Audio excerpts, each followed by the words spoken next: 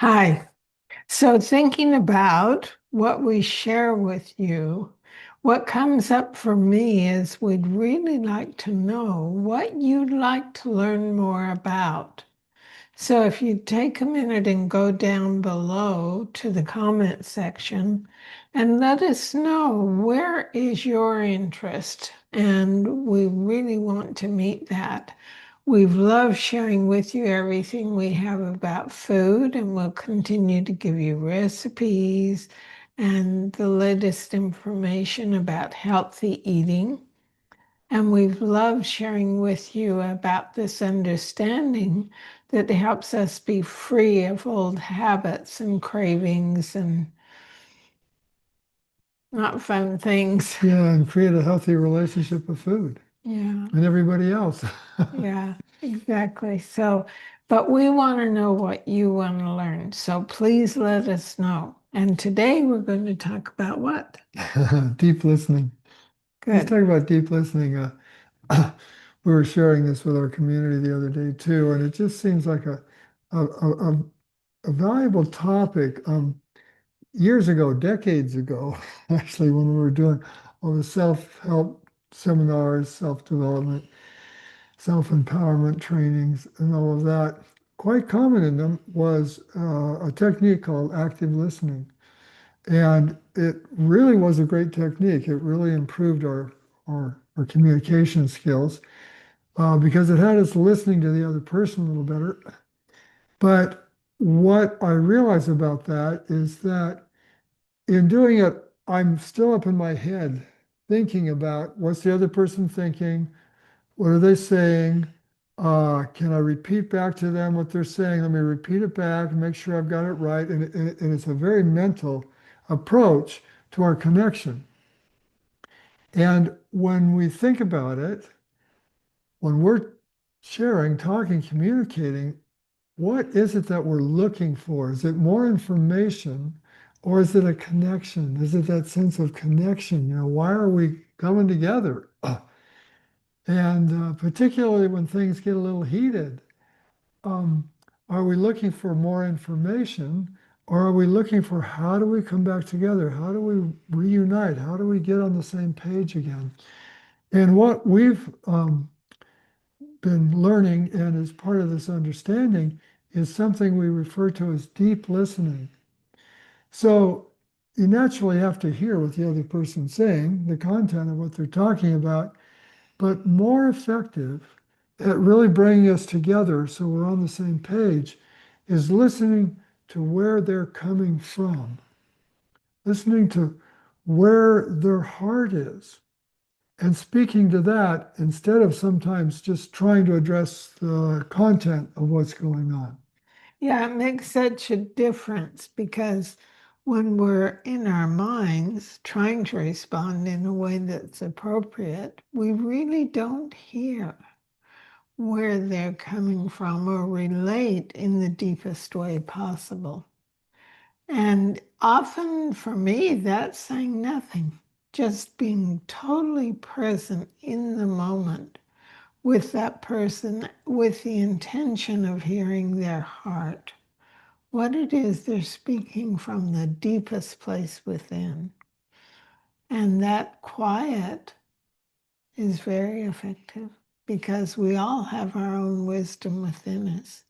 And when we're with someone who just rests in that present moment, in that quiet within, it allows us to connect there as well and gain insight very quickly.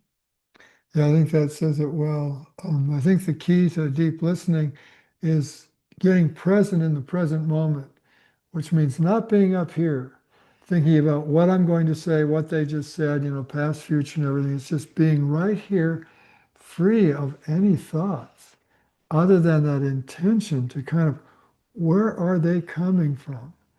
Because when I see that, it can elicit such a different response than what my mind is saying about what they're saying. Yeah, yeah, that's the thing Yeah. for sure. So what's this have to do with food?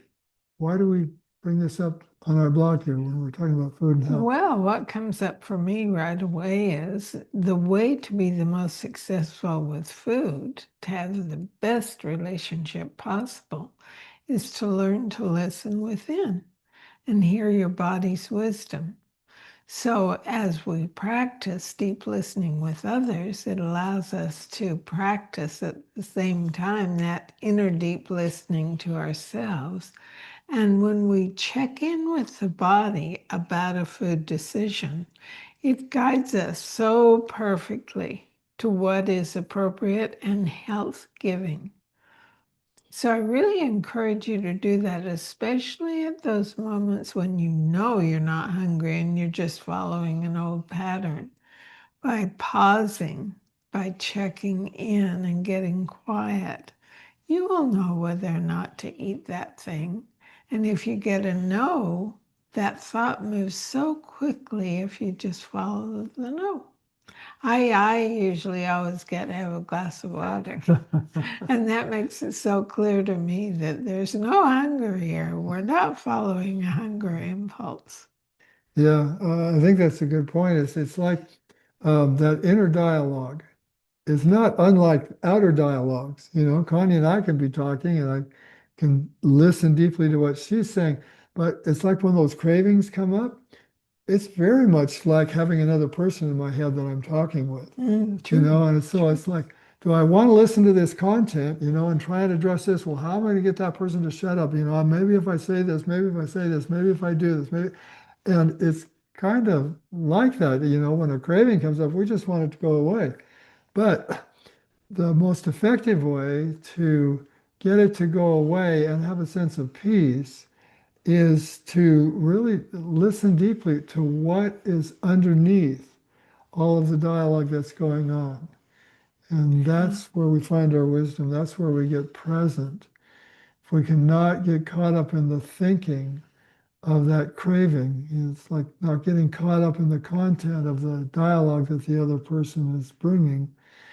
We get present. We end up in the present moment. And in that presence, we are in our hearts and we are in our wisdom and we can hear what would make the most sense at that time. Yeah. Yeah. Okay. Well, I guess the other thing about food too is that, so that's our relationship with ourselves.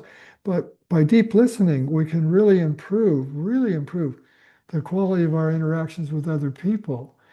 And for me anyway, that used to be the source of some of the greatest tension. Oh, what are they going to think? I've got to make sure they're happy and all those kinds of things that are going on that keep me in my head instead of in my heart.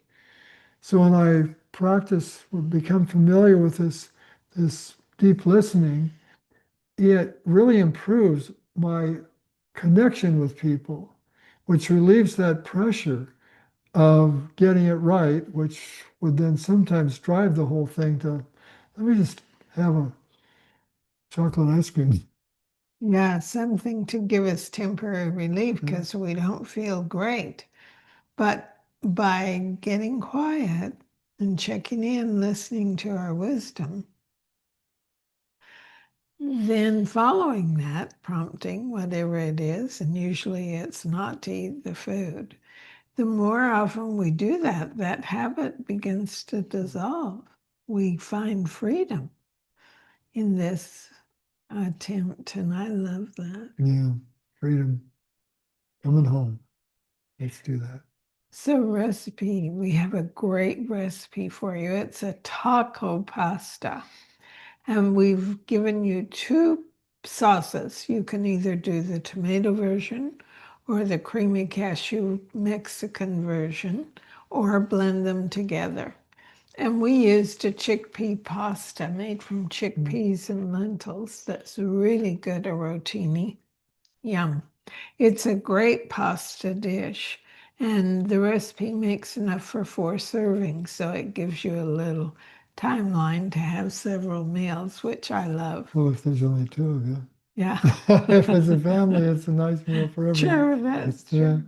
And of course, we always serve it with a lot of greens. What we're going to do today is chard, radish tops, And what's, oh, bok choy. So we have a wide variety of greens that I'll steam, and then we'll use a nut and seed dressing on that. It's so good.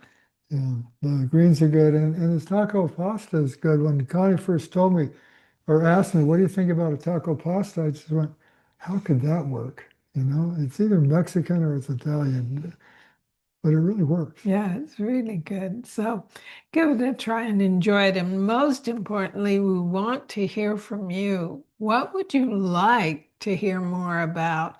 What would you like to learn more? You said you were going to do a series soon. Tell them about Oh, that. well, yeah, we'll be talking about heart health and brain health and bone health and all those kinds of things coming up. But yeah, Great. give us some input. Okay. Bye.